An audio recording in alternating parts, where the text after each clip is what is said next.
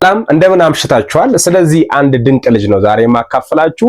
ይህ ምስሉ ላይ የምትመለከቱት ልጅ ከደምቢዶሎ እስከ አዲስ አበባ የህዝብ ማመላለሻ አውቶቡስ ስር ከ600 ኪሎ ሜትር በላይ የተጓዘው የ10 ዓመቱ ድንቅ ታዳጊ ነው። በፈጣሪ ቸርነት የተረፈው ይህ ታዳጊ እና የሱ አደገኛው ጉዞ ከደምቢዶሎ ተነስቶ ወደ አዲስ አበባ ይጓዝ በነበረ የህዝብ ማመላለሻ አውቶቡስ ስር ተደብቆ ከ600 ኪሎ ሜትር በላይ የተጓዘው የ10 ዓመት ታዳጊ በሰላም ተገኘ። ታዳጊው ጉዞውን የጀመረው ሌሊት 10 ሰዓት ላይ ሲሆን ከደምቢዶሎ ነበር ጉዞውንም የጀመረው። ማንንም ሳይመለከተው በአውቶቡሱ ስር ያሉ የብረት ክፍሎችን ሙጥኝ ብሎ በመያዝ ለሰዓታት አደገኛና አስቸጋሪ ጉዞን አድርጓል።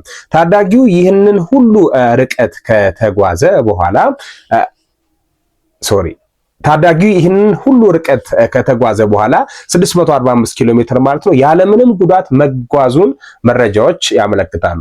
አውቶቡሱ ሆለታ አካባቢ ሲደርስ ከታችኛው ክፍል የሚወጣ እንግዳ ድምጽ የሰሙ ተሳፋሪዎቹ ለሹፌሩ ጥቆማ ይሰጣሉ።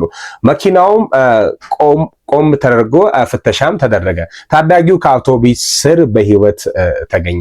ጉዳዩ በአሁኑ ወቅት በአስኮ ፖሊስ ጣቢያ ሪፖርት የተደረገ ሲሆን አሽከርካሪዎቹ ማንኛውንም ጉዞ ከመጀመራቸው በፊት የመኪናቸውን ደህንነትና ስር መፈተሽ እንዳለባቸው ትልቅ ትምህርት የተሰጠበት ነው።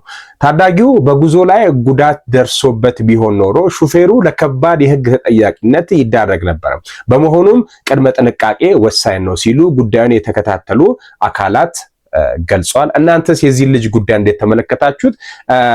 ሹፌሮች ወይ ደግሞ መኪናውን የሚነዱ ሳያዩ አንድ ሰው ከስር እንደዚህ የብረት ክፍሎችን በመያዝ ቢሳፈርና ድንገት አደጋ ቢደርስበት ሊያስጠይቀው ይችላል። እናንተስ ምን ታስባላችሁ? ሐሳብ አስተያየታችሁን ኮሜንት ላይ አስቀምጡ።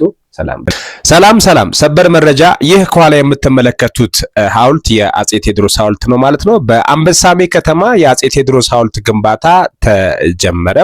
ጎንደር አንበሳሜ የኢትዮጵያ አንድነት ለማምጣት በቆራጥነት የተነሱት የታዋቂው ንጉሰ ነገስት የአጼ ቴዎድሮስ መታሰቢያ ሐውልት ግንባታ በጎንደር ዳር ወረዳ አንበሳሜ ከተማ ዛሬ በይፋ የመሰረት ድንጋይ ተቀመጠ።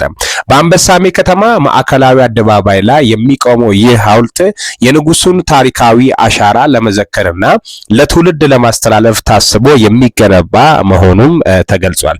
የታሪክ ምሁራንና የአካባቢው ነዋሪዎች አስተያየት የከተማው ነዋሪዎች የታሪካዊ መሪ ሐውልት በከተማችን መቆሙ ትልቅ ኩራት ነው ሲሉም ደስታቸውን ገልጿል።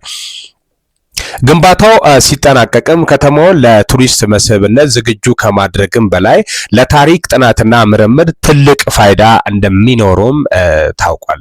የሐውልቱ ግንባታ በተያዘለት የጊዜ ገደብ ተጠናቆ ለምረቃ እንደሚበቃም የሥራ ርክክብ ማድረጉን ከስፍራው የደረሰን መረጃ ያመለክታል። ይህንን መረጃ ያስነበበው ጉርሻ ፔጅ ነው።